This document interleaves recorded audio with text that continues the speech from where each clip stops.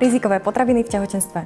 Čo radšej vynechať a prečo? Vieš, že niektoré potraviny, ktoré boli pred tehotenstvom v tvojom jedálničku úplne bežné, môžu teraz predstavovať riziko pre tvoje bábätko? V dnešnom videu ti ukážem, ktoré potraviny sa oplatí vynechať, prečo to má zmysel a aké bezpečné a chutné alternatívy si môžeš dopriať bez obáv. Si v jedinečnej fáze života. Počas tehotenstva je tvoja imunita prirodzene oslabená, čo znamená, že si náchylnejšia na niektoré infekcie a toxíny, ktoré ti predtým možno vôbec neškodili. Teraz môžu byť nebezpečné pre vývoj plodu.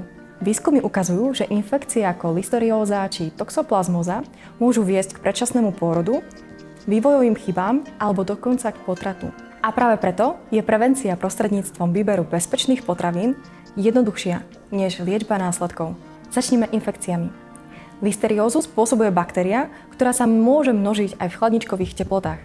Preto je dôležité vyhýbať sa nepasterizovaným mliečnym výrobkom a surovým živočíšnym potravinám. Toxoplasmóza je parazitárne ochorenie, ktoré sa môže preniesť zo zle prepečeného mäsa, neumytého ovocia a zeleniny alebo pri práci so zeminou či kontaktom s výkalmi mačiek. Preto odporúčame vždy dôkladne prepekať mäso, umývať ruky, aj suroviny a ak pracuješ v záhrade, používať rukavice. Salmonelóza je ďalším rizikom.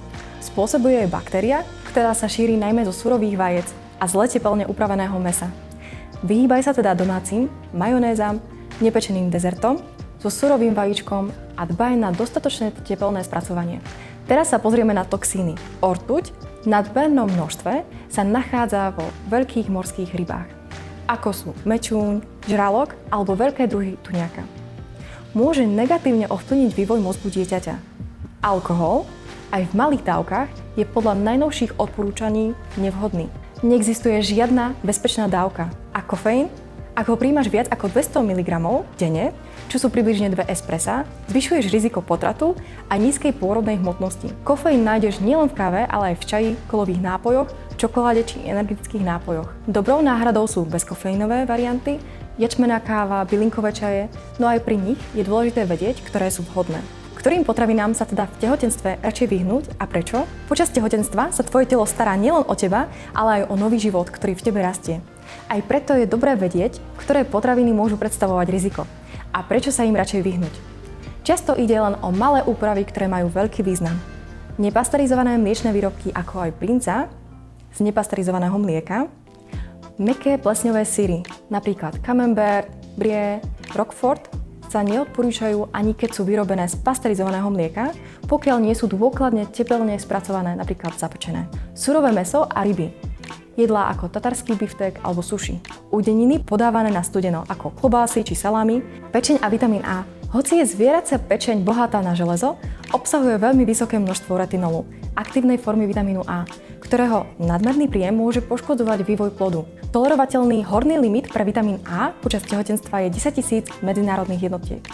Už jedna porcia pečene môže tento limit výrazne prekročiť, preto sa konzumácia pečenia a doplnkov stravy s vysokým obsahom vitamínu A po forme retinolu, nie beta-karoténu, ktorý je bezpečný, počas tehotenstva neodporúča.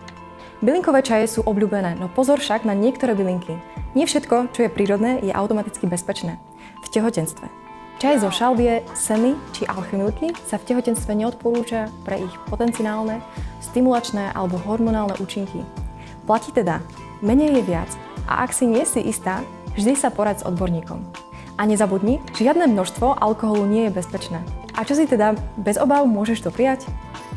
Dobre prepečené mäso, kuracie, močacie, hovädzie či bravčové mäso, ak je kvalitne teplne spracované, je bezpečným zdrojom bielkovín a železa. Vajcia konzumuj len dokonale uvarené, aby si predišla riziku salmonelózy. Pasterizované mliečne výrobky a syry.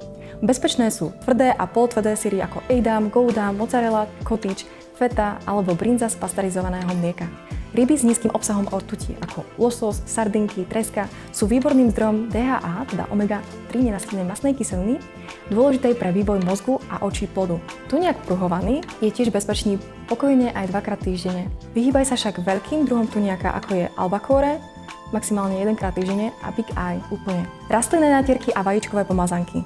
Z varených vajec, avokáda, humusu alebo tvarohu z pasterizovaného mlieka sú bezpečné, výživné a ľahko stráviteľné. Zelenina a ovocie umyté alebo ošúpané sú bohaté na vitamíny, minerály a vlákninu, ktorá pomáha pri trávení, zápche a posilňuje imunitu. Pečivo a obilniny, celozrné, špaldové, ražné alebo zemiakové pečivo je bezpečné, ak je čerstvé a správne skladované. Taktiež sú veľmi vhodné ovsené vločky, celozrný chlieb, bulgur, kuskus, ryža, natural či pohánka. Strukoviny, fazuľa, šošovica, cícer sú výborným zdrojom rastlinných bielkovín, železa, zinku a vlákniny.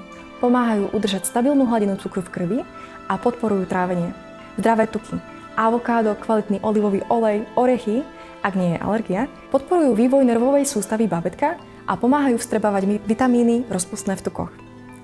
Z byliniek si bez obáv môžeš dopriať napríklad čaj zo zázvoru, rojbosu, mety alebo metového listu. No ten až v 3. trimestri. Vyžaduje si tvoje tehotenstvo zvýšenú starostlivosť? Niektoré tehotenstvá si prirodzene vyžadujú viac pozornosti.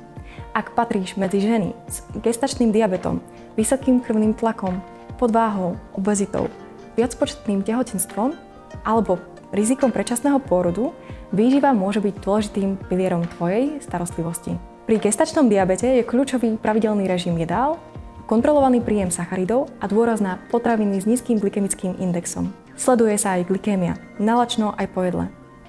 Jemná pohybová aktivita podľa odporúčaní lekára môže zlepšiť citlivosť na inzulín. Pri riziku predčasného pôrodu môže zohrávať úlohu aj výživa bohatá na omega-3 nenasýtené mastné kyseliny, horčík, vápnik a vitamín D. Dôležitá je aj primeraná hydratácia a prevencia nutričných deficitov. U žien s obezitou alebo podváhou sa sleduje primeraný váhový prírastok, ako aj zabezpečenie adekvátneho príjmu bielkovín, železa, jodu, kyseliny listovej a ďalších mikroživín. Ak máš akékoľvek rizikové faktory, odborné vedenie ti môže pomôcť cítiť sa bezpečne a zároveň podporiť zdravý vývoj tvojho bábätka. Poďme sa teraz pozrieť na najčastejšie mýty, s ktorými sa môžeš stretnúť a čo o nich hovorí veda. Prvým z nich je tvrdenie: pohár vína občas neuškodí. Faktom však je, že počas tehotenstva neexistuje žiadna bezpečná dávka alkoholu. Aj malé množstvo môže ovplyvniť vývoj mozgu plodu a zvýšiť riziko fetálneho alkoholového syndrómu. To, že následky nie vždy vidíme, alebo sme si ich v minulosti nevšimli, neznamená, že neexistovali. Prevencia je dnes našou výhodou a vždy je lepšie, než riešenie následkov. A tretí mýtus znie: nepreháňaš to trochu? Veď to je len kúsok syra, vína alebo suši. Realitou je, že tehotenstvo je obdobím, kedy má zmysel byť opatrná. Nie zo strachu, ale ako vedomé rozhodnutie chrániť dieťa. To, že sa pýtaš, zaujímaš a robíš informované rozhodnutia, nie je preháňanie. Je to prejav starostlivosti. Dnes vieme viac ako generácie pred nami. A práve preto môžeme konať lepšie. Mýtus číslo 4. Čím viac vitamínov, tým lepšie. V tehotenstve je prirodzene chcieť dieťaťu dopriať všetko, no nadmerný príjem niektorých vitamínov, ako napríklad vitamín A či E, môže byť škodlivý. Vitamín A vo forme retinolu po vysokých dávkach zvyšuje riziko vývojových chýb, najmä v 1. trimestri. Platí, že viac neznamená lepšie. Väčšinu živín dokážeš pokryť pestrou stravou. Výnimky ako kyselina listová, vitamín D, železo, omega-3 nenasýtené mastné kyseliny alebo jód môžu byť potrebné, no ich suplementáciu je najlepšie riešiť individuálne, po dohode s lekárom. Prioritou nie sú doplnky, ale kvalitná, vyvážená strava. V tehotenstve sa nemusíš bať každého sústa. Stačí vedieť, čo tvojmu bábätku prospieva a čo môže byť naopak rizikové. Tvoje každodenné rozhodnutia majú silu tvoriť základy jeho zdravia.